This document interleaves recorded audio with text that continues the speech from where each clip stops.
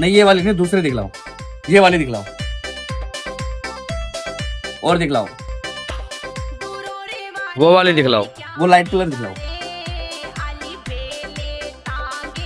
नहीं नहीं नहीं भैया, कोई और कलेक्शन दिखलाओ।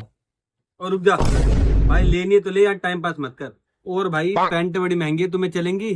भाई तूने क्या समझ के बोला है कि मैं टाइम पास कर रहा हूँ? भाई ग्राहक हर तरीके का होता है, ठीक है, सस्ता भी महंगा भी। और सुन, रही बात तेरे महंगे की, तो ये जो तेरी दुकान है ना, अभी यहाँ पे खड़े खड़े खरीद लूंगा, और तेरे को भी, समझा? 10 करोड़ का मालिक हूँ भाई, जानता क्या है तू मेरे बारे में? ग्राहक भाई हर तरीके का होता है, और तरीके से दिखला। सूरज भाई क्या कर रहे हो यार, मोटी फर्म है, काटते हैं आज इसको। बोल तो सही रहा, लगता है मैंने कुछ ज्यादा ही बोल दिया उसको। लो भैया चाय। भाई सॉरी यार, सुबह से ना क्या हुआ ना, कस्टमर बहुत आ रहे थे यार, सुबह से मच हो गया यार, इसलिए परेशान हो गया था मैं। सॉरी भैया यार।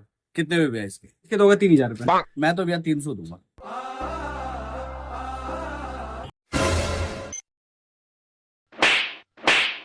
有人。